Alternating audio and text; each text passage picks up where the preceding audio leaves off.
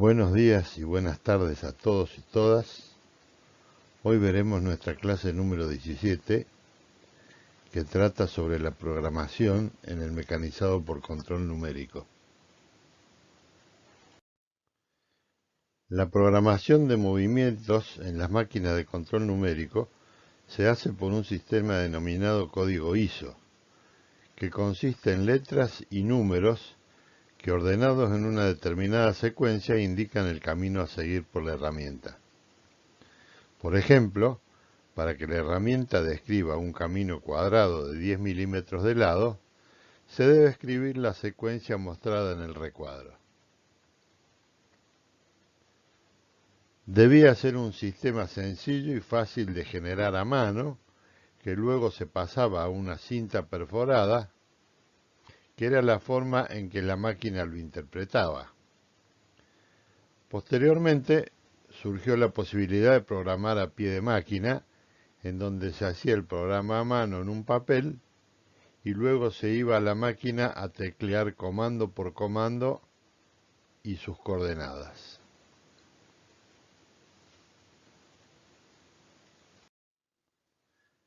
En la actualidad, prácticamente no se realiza más la programación a mano.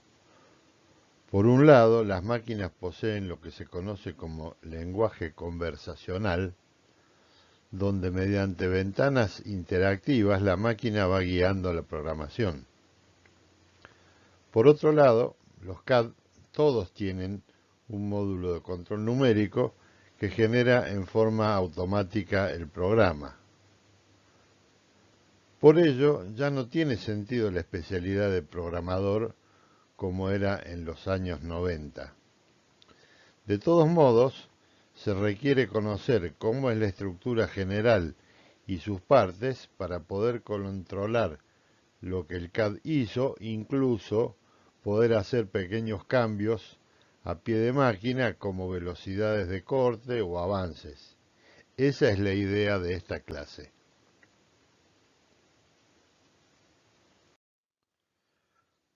Concretamente, el lenguaje en que se realiza la programación obedece a una norma internacional y se lo conoce como lenguaje ISO o código ISO o simplemente lenguaje de códigos G. Este lenguaje tiene tres tipos de componentes. Primero están las funciones preparatorias, también llamadas funciones o códigos G, ya que todas empiezan con la letra G.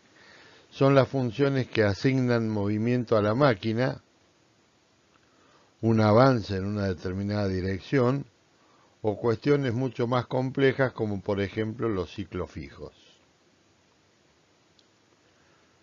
Luego están las variables de la programación, también llamadas direcciones.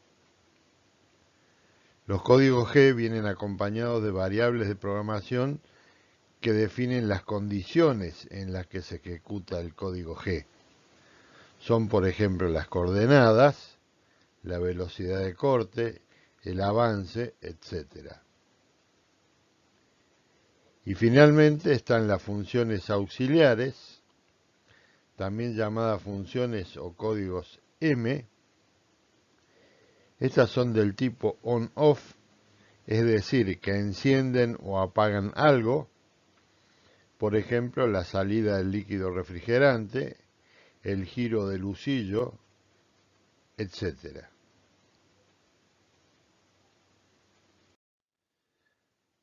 Aquí vemos las funciones G más conocidas. Inicialmente eran estas funciones y no muchas más. En la actualidad ha evolucionado tanto la técnica que hay una lista bastante grande, pero las demás son todas variantes de estas fundamentales. Se pueden distinguir las de movimiento, G00, G01, G02, G03, que son las que realmente ordenan los movimientos a los ejes. Luego vemos otras que acondicionan como cambio de planos, cambio de origen, etcétera. Y a partir de G80, las denominadas ciclos fijos. Para terminar con G90 y G91, que mandan programación absoluta o incremental, como ustedes deben conocer en cualquier sistema CAD. Se debe notar que algunas, con un asterisco, dice la tabla que son por defecto, como por ejemplo G00. Son las que asume el control numérico cuando arranca. G00, como ya veremos, es movimiento en rápido, por lo que, si al arrancar lee una cota cualquiera, va a toda velocidad hacia ella. Cuidado con esto. Hay otro grupo con dos asteriscos que se dicen modales.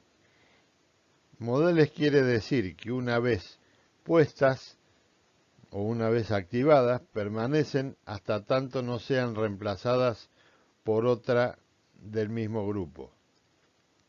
G01, movimiento en recto con velocidad controlada, sigue siempre presente hasta que, por ejemplo, aparezca G02, que es un movimiento en un arco de círculo.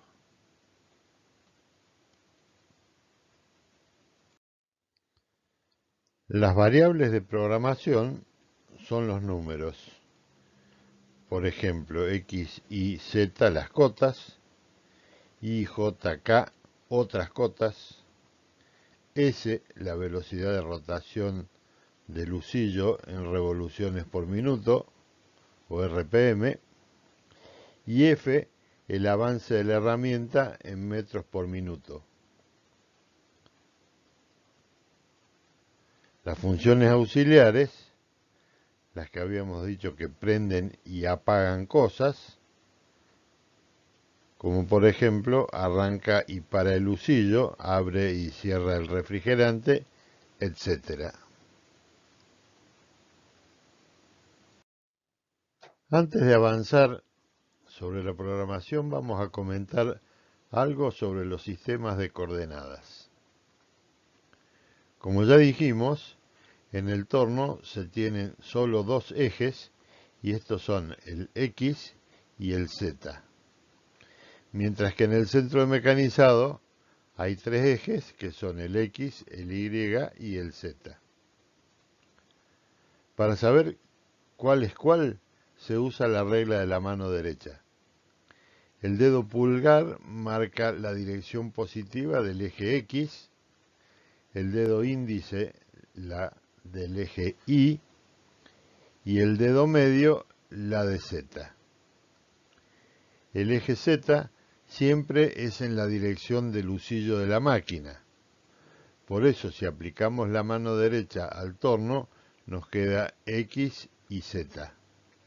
Si la aplicamos al centro de mecanizado, quedan X, Y y Z como se ven. Entonces, para definir coordenadas, tanto en el torno como en el centro mecanizado, ahí abajo tenemos dos gráficos donde tenemos ejemplos, tanto las coordenadas de la izquierda para el torno, como las coordenadas de la derecha para una fresadora o centro de mecanizado. Como para empezar a entender cómo se estructura la programación, vamos a ver que el programa en código ISO está compuesto por líneas, cada una de las cuales tiene la estructura general que se muestra en la línea de arriba. N es el número de línea. G es la función G que corresponda. X, Y y Z son las coordenadas que complementan a la función G anterior. Si G era moverse lineal, X, Y y Z indicarán hasta dónde moverse.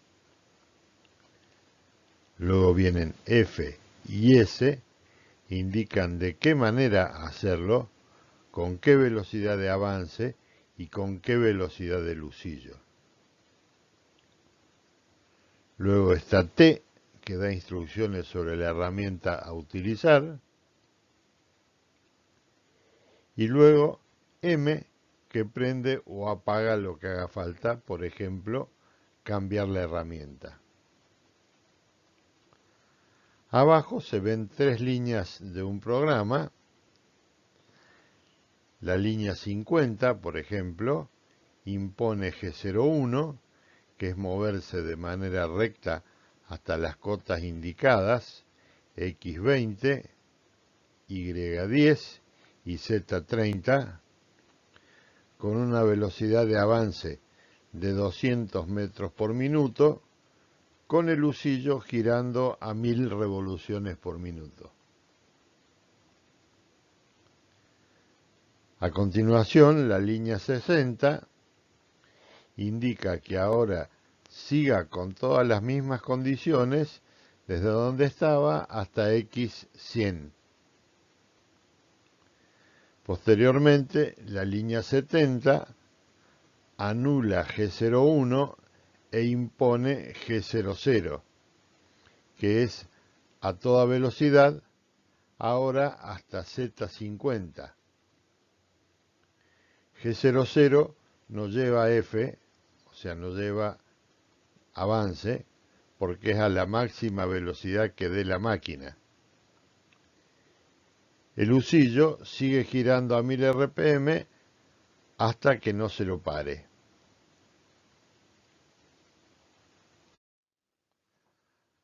Aquí se ve un programa más completo. Hay una primera parte donde se identifica el programa, se aplica G90 por seguridad, se selecciona y se cambia la herramienta y se la pone a girar. Después viene un bloque con la remoción de material. Se va en rápido G00 cerca de la pieza, luego se cambia a G01 con avance controlado y se realizan las operaciones de extracción de viruta. Termina deteniendo el husillo y dando fin al programa con M30.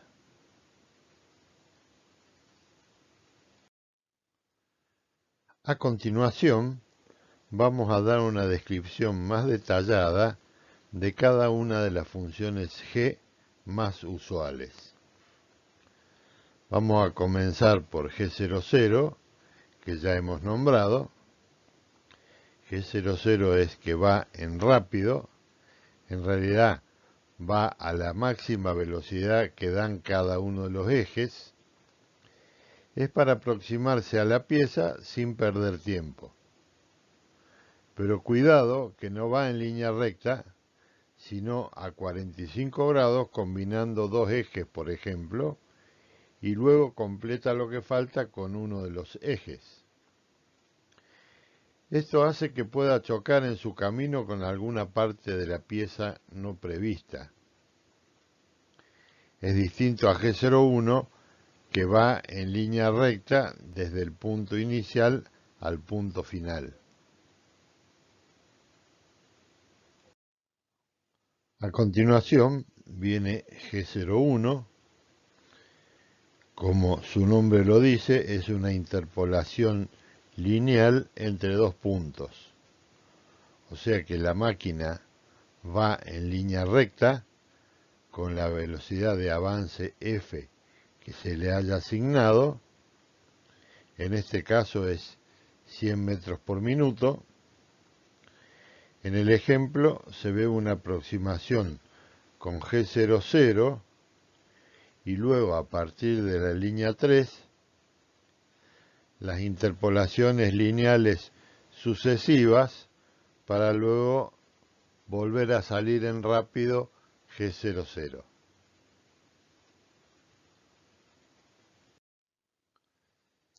Sigue G02 y G03 que veremos a continuación, que son interpolaciones circulares, es decir, movimientos sobre un arco de círculo.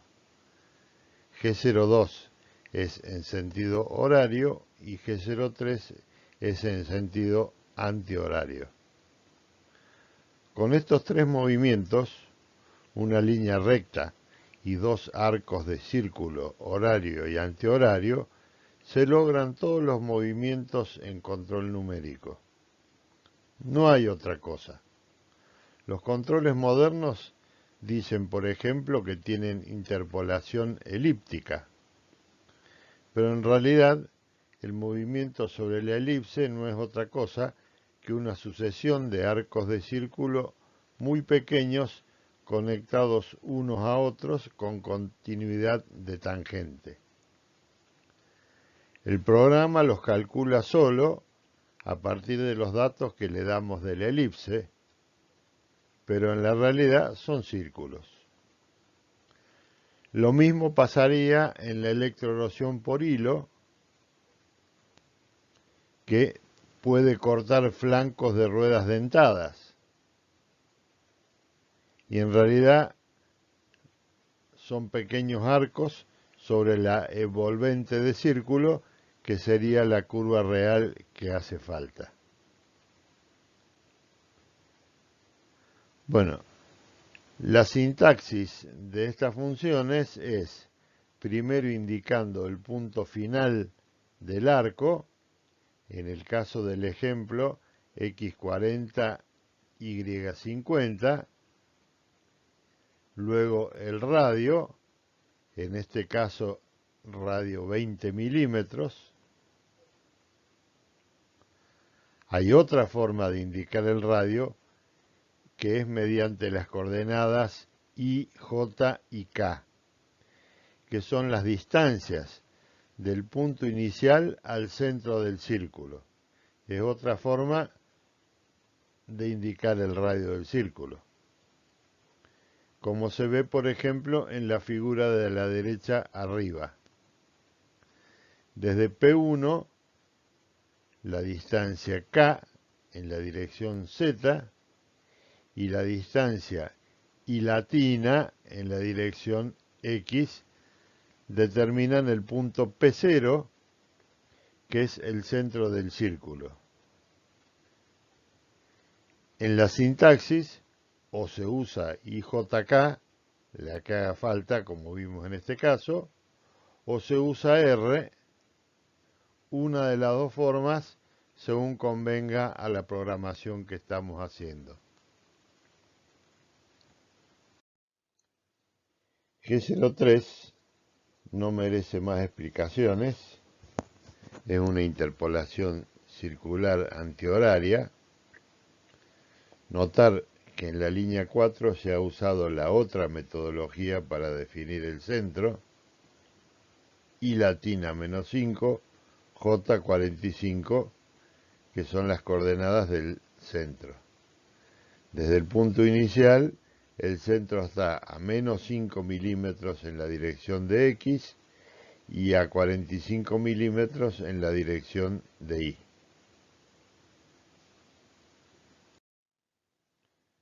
Seguimos con G04. G04 es una pausa en el avance. Por algún motivo podemos querer que se pare el avance por algunos segundos. La cantidad de segundos se define con P.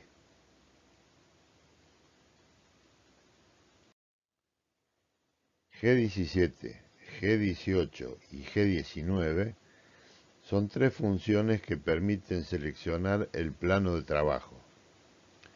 Como se ve en la figura, si está activa G17, el plano en el que se realizarán las interpolaciones G02, por ejemplo, es XY. Tener cuidado, aunque no se usa demasiado, que en el torno, al estar Z horizontal, el plano horizontal es G18 y no G17, como lo es en la fresadora.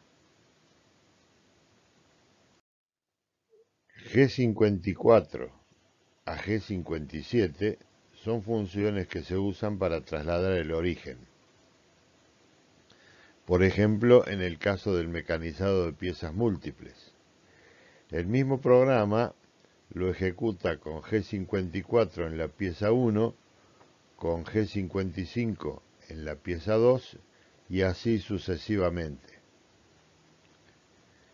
En algunos fabricantes existe también G58 y G59, con lo que se tienen 6 orígenes distintos para poder hacer 6 piezas a la vez.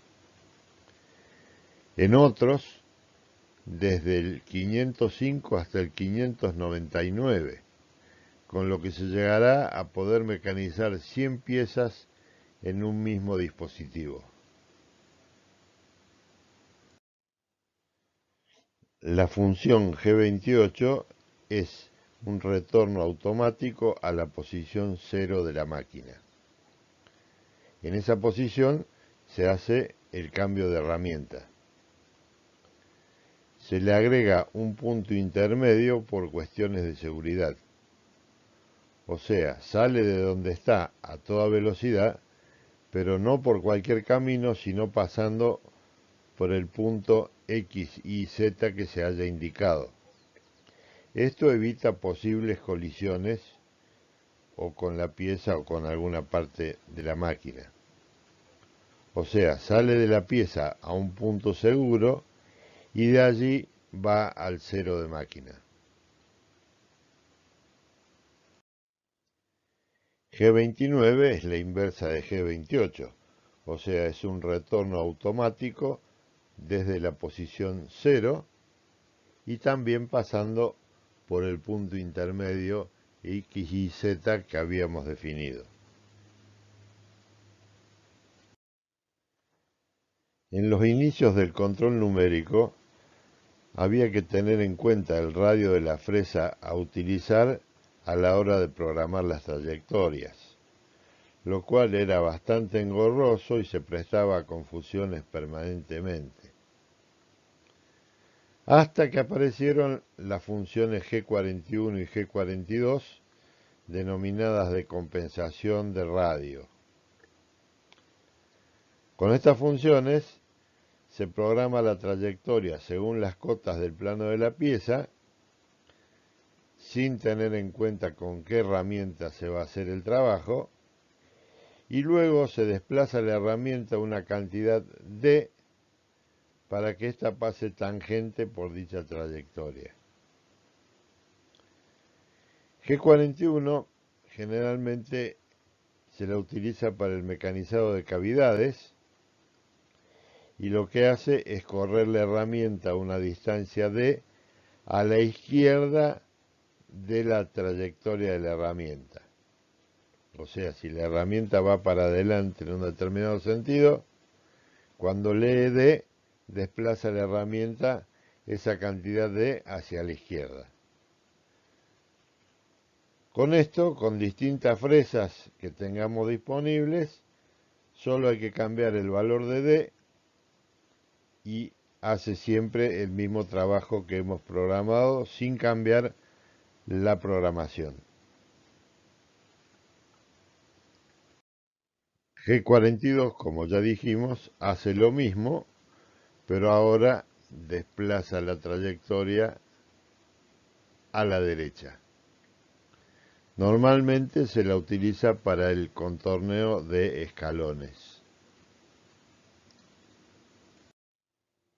La función G40 lo que hace es anular G41 o G42. Además, actúa como seguridad por alguna G41 o G42 que haya quedado aplicada de antes y no haya sido tenida en cuenta.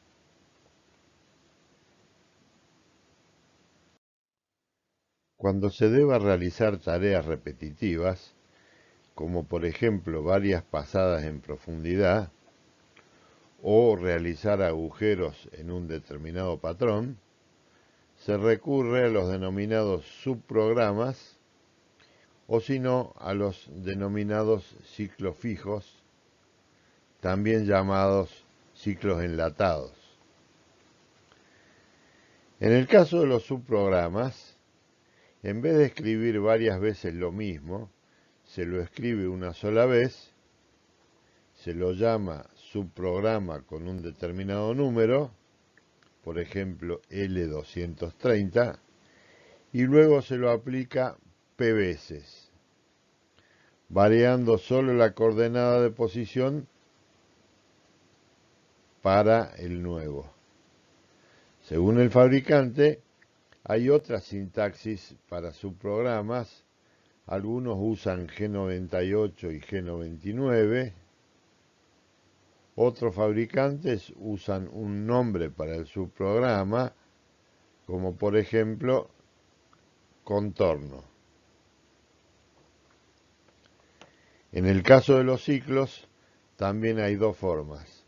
La tradicional mediante códigos o funciones G, de los cuales los primeros fueron los de taladrado y son muy conocidos, pero también hay ciclos mencionados con nombres como por ejemplo slot, para hacer una ranura, holes 2, como en el ejemplo para hacer agujeros en un patrón circular, donde hay que dar valor a una serie de parámetros como CPA, CPO, rad, etc., para las coordenadas del centro del círculo, su radio y algunas otras cosas que hicieran falta. Vamos a ver en detalle algunos de los ciclos fijos. Aquí vemos el ciclo más sencillo de taladrado, que es el G81. Con las coordenadas damos la posición del agujero, su profundidad y el avance. Según esté activo G98 o G99, la broca, luego de hacer el agujero, sale hasta el plano inicial o sale a un plano más bajo para de allí pasar al próximo agujero. El ciclo fijo G82 es exactamente lo mismo que el anterior, pero en este caso realiza una parada en el fondo del agujero y esta parada es de P segundos.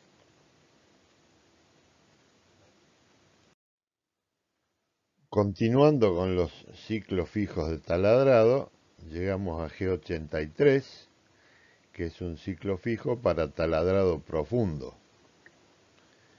En el taladrado profundo, en lugar de hacer el agujero en una sola carrera, se hace una parte nomás del agujero, se retira la broca, se vuelve a avanzar otro tramo, se retira nuevamente y así hasta llegar al fondo. En alguna bibliografía le suelen llamar picoteo. En cada salida se corta la viruta y se extrae del agujero que está haciendo, evitando de esta manera que se atore si se hiciera el perforado en una sola carrera. Esta función también existe en el torno, usando las coordenadas que correspondan según el sistema de referencia del torno.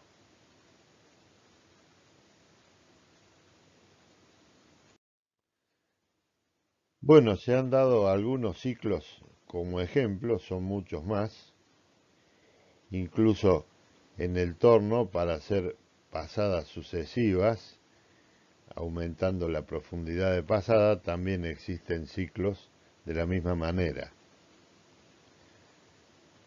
En este caso vamos a mostrar un ciclo en particular que es el G74, que es un ciclo de roscado con macho, pero en este ejemplo es para rosca izquierda. Este no lo tienen todas las máquinas, algunos fabricantes lo proveen, ya que es bastante particular. En otras, en general, se lo encuentra para rosca derecha, y si hubiera que hacer una rosca izquierda, hay que programarlo a mano como subprograma. Se puso este ejemplo porque en otras marcas el mismo comando G74 no es para lo mismo, sino para que se utiliza para otra cosa totalmente distinta. Por ejemplo, la búsqueda de un punto de referencia preestablecido. Bueno, llegamos a G80, que parecido a lo que hacía G40, normalmente los números de ciclo que terminan en 0 son los que anulan todos los ciclos de su serie. Recuerda que G40 anulaba G41, G42. En este caso G80 anula todos los ciclos fijos, G81, G82, G83, etcétera, que podrían estar presentes. También se lo usa como seguridad para evitar algún ciclo que hubiera quedado por ahí programado. Tal como se dijo antes, hay ciclos que en lugar de tener la función G tienen nombre propio, como por ejemplo los que se ven en las figuras para hacer una serie de agujeros sobre una determinada línea, o una serie de agujeros sobre un círculo, o hacer agujeros alargados, o mecanizar cavidades. Bueno, en los manuales del fabricante del control numérico se verá la sintaxis para cada uno de estos ciclos específicos. También en algunos controles modernos existen funciones como las que existen en los sistemas CAD que facilitan la programación. Por ejemplo, la posibilidad de hacer traslaciones, de hacer rotaciones, espejados o escalados en coordenadas absolutas o en coordenadas incrementales, por eso la A al comienzo del nombre de la función.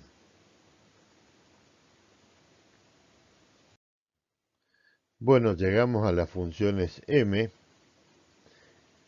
Como dijimos, las funciones M eran esas de on-off, o sea, prender o apagar. En el caso de las que estamos viendo, estas dos M02 y M30, se utilizan para finalizar un programa. En el caso de M02, solo realiza la parada, mientras que si tenemos M30, además resetea todas las variables. M30 es la recomendada para finalizar cualquier programa. A continuación, vemos la más importante de todas las M, que es M03, ya que es la que pone a girar el husillo en sentido horario. Obviamente, a esta función hay que acompañarla con S, que es la velocidad de rotación del husillo en RPM. La que sigue es M04, que es el giro en el otro sentido, o sea, en el sentido antihorario, y es lo que se utiliza, por ejemplo, en el roscado con macho. M03 para entrar roscando el macho y M04 para salir.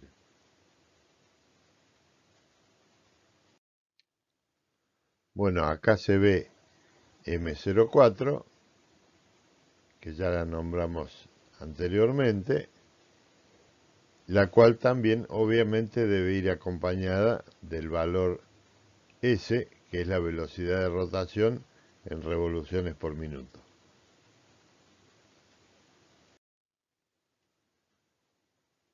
La función M05 es para la parada del lucillo, o sea, estaba girando según M03 o M04 y al leer M05 para el lucillo. En el caso de convertir el lucillo del torno en un eje C, para el fresado con herramienta motorizada, por ejemplo, previamente hay que asignarle un M05 para asegurar que el lucillo quede bloqueado y que no trabaje como lucillo de torno.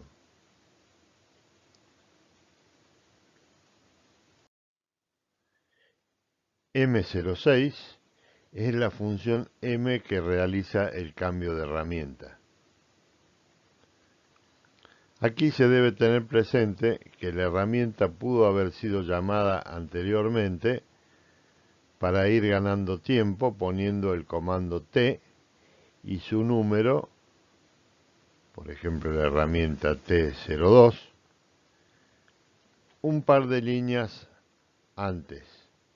Con esto el carrusel se mueve y pone la herramienta en la posición lista para proceder al cambio.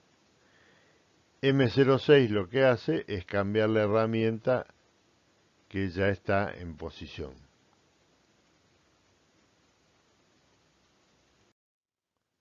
Aquí la función M08 es la que habilita la salida de refrigerante. Es importante, con el cuidado del ambiente, que se utilice la menor cantidad de refrigerante posible.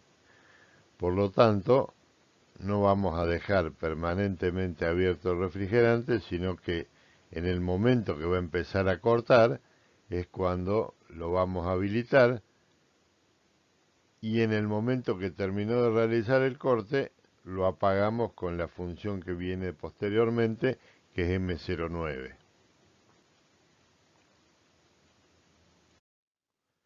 Como dijimos, M09 apaga el refrigerante.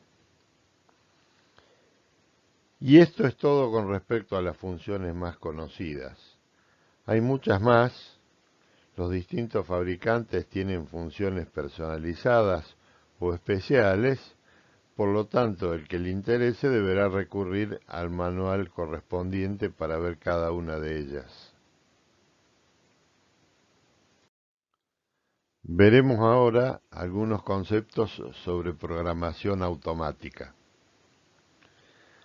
Al hablar de las máquinas de 5 ejes, la clase pasada, recordarán que se dijo que la programación se tornaba tan compleja que ya no era posible hacerlo en forma manual y por ello se recurría a la programación automática. Como sabemos, hoy en día todos los programas CAD tienen un módulo de control numérico que les permite, a partir del modelado de la pieza, generar el programa para su mecanizado correspondiente. Solamente seteando una serie de variables en las ventanas del CAD y eligiendo qué tipo de salida se desea, se obtiene el programa correspondiente. Existen dos posibilidades de programación. La primera es obtener la salida en el lenguaje ISO, el de los códigos G, que es el que hemos visto hasta ahora, y este se denomina lenguaje de bajo nivel. La segunda posibilidad es en el lenguaje denominado APT, que es un lenguaje de alto nivel que tiene sentencias bastante difíciles de interpretar y que a su vez las máquinas herramientas no lo interpretan en forma directa. Debe ser transformado por un procesador específico para cada máquina. Además de esto, ya no se puede controlar el programa en forma manual línea por línea por su complejidad, por lo cual hay que realizar simulaciones para comprobar que las trayectorias sean como lo deseado. Debe resaltarse que el APT fue muy utilizado para definir geometrías complejas, pero en la actualidad los sistemas CAD han desarrollado tantas capacidades para definir las geometrías en forma gráfica que en cierta medida lo están desplazando.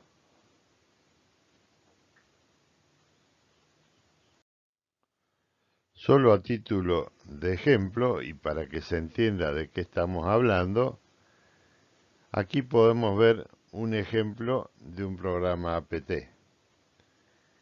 En una primera parte se describe toda la geometría de la pieza, tal como se ve en la parte izquierda, para luego en una segunda parte definir los pasos del arranque de viruta.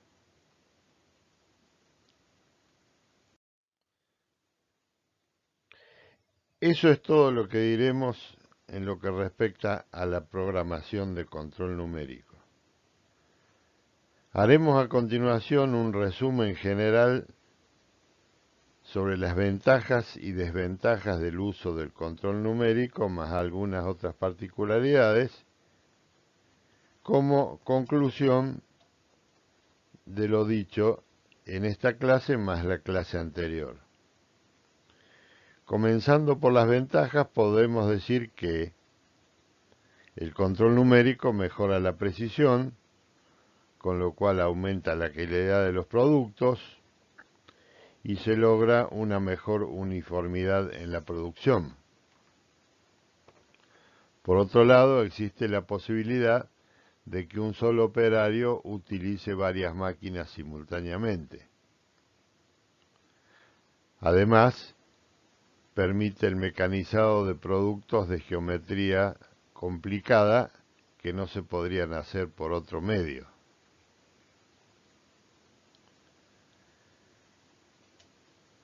El intercambio de la producción en intervalos cortos se hace muy fácilmente, ya que no hay que modificar ningún componente mecánico, sino que simplemente es cambiar una programación dentro de un software.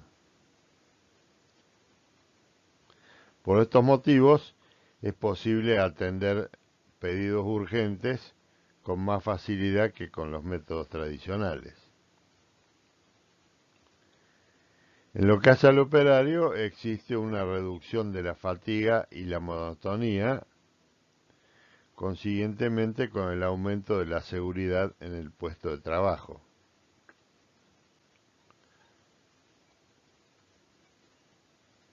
Por lo rápido de la puesta a punto, también se disminuyen los tiempos de parada de máquina o de máquina parada, con lo cual se mejoran los costos de producción. Finalmente, existe la posibilidad de la simulación de los procesos de corte antes del mecanizado, lo que ahorra en piezas defectuosas y permite incluso la puesta a punto sin hacer demasiados gastos de materia prima o de herramientas. Lamentablemente también existen desventajas. Las desventajas más importantes podríamos decir que son, por un lado, el elevado costo de las máquinas y sus accesorios. Además, existe la necesidad de hacer cálculos, la programación, la preparación de la máquina, las herramientas y los dispositivos de forma correcta para que el mecanizado sea eficiente. De lo contrario, los problemas se multiplican por la complejidad del sistema. También los costos de mantenimiento son elevados, ya que el mantenimiento es complicado lo que genera la necesidad de personal con altos niveles de preparación. Al final de todo esto se hace necesario producir grandes volúmenes para una mejor amortización del sistema, lo cual es decididamente contradictorio con lo que dijimos al principio de la fácil programación y lo fácil que resultaba cambiar de pieza.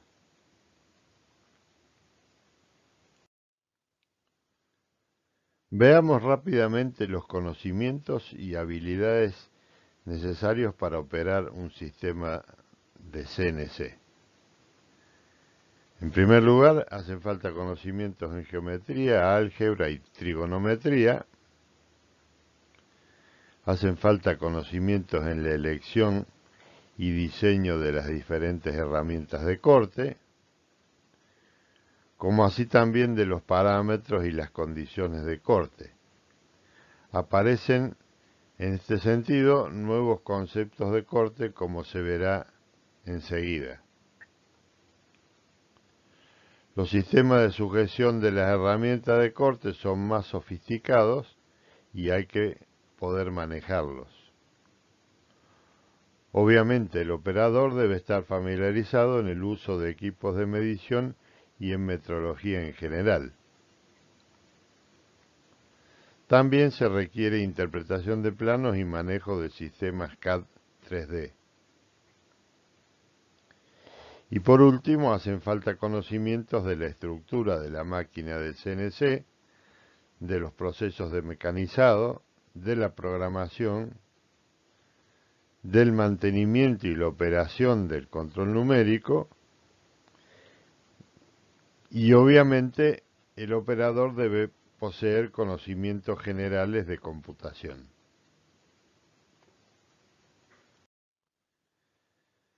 Se dijo que por las capacidades de los sistemas CNC, sobre todo los de 5 ejes, aparecen nuevas formas de trabajo en el arranque de viruta. Solo a modo de ejemplo vamos a nombrar 4 casos. En primer lugar, el número 1 es lo que denominamos fresado de alto avance, en inglés high feed milling. Siempre se supo que manteniendo la misma sección de viruta, lo que implica igual potencia consumida en el corte, conviene trabajar con gran avance y poca profundidad de pasada. En este caso se logra inclinando la herramienta sobre la marcha según la forma que tenga la pieza, cosa que se puede hacer solamente con un sistema de 5 ejes. El caso 2 es lo que se llama fresado de penetración, que consiste, en lugar de hacer una pasada continua de gran volumen, la herramienta entra y sale cortando material, lo que le ayuda a refrigerarse y mejora mucho su performance. En el caso 3 vemos el fresado trocoidal. Esto es un movimiento orbital que permite, mediante una misma fresa de forma, realizar formas complejas, como por ejemplo la base de los álabes de turbina que ya comentamos en alguna oportunidad.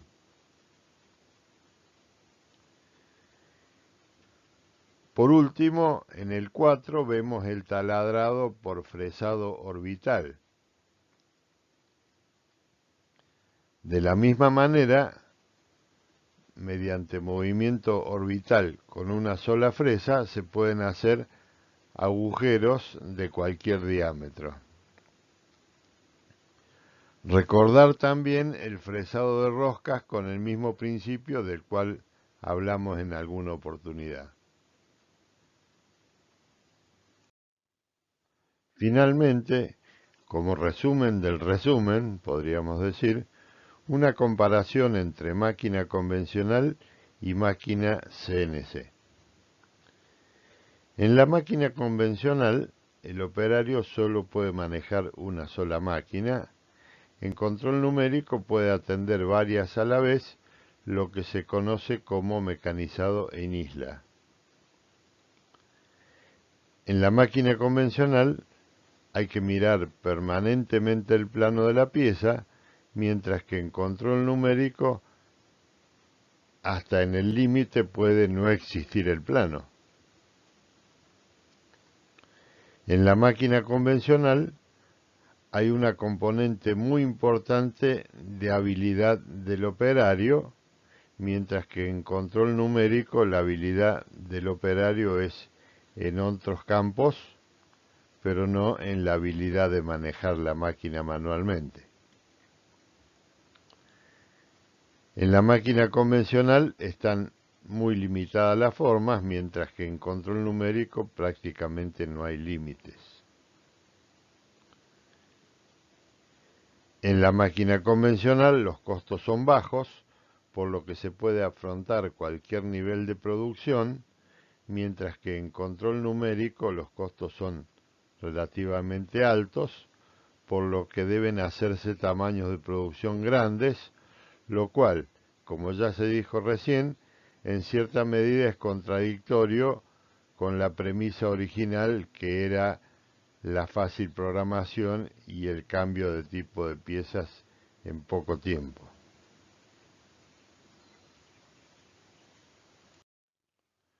Bueno, muchas gracias a todos y a todas. Nos veremos la próxima clase, que será la última clase teórica del año.